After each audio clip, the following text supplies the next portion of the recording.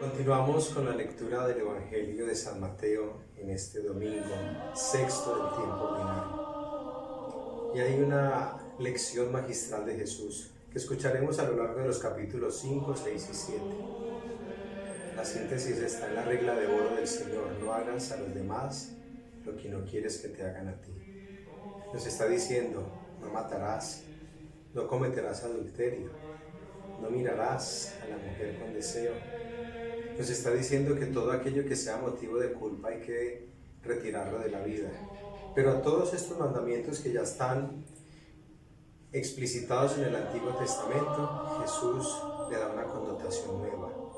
Le pone espíritu, el espíritu original, para hacer entender que la ley no es una carga, sino un camino de salvación. Y al principio del Evangelio dice: no he venido a abolir, sino a dar plenitud.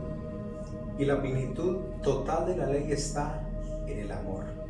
Por eso al final del Evangelio de San Juan, Jesús nos da un único mandamiento: amar.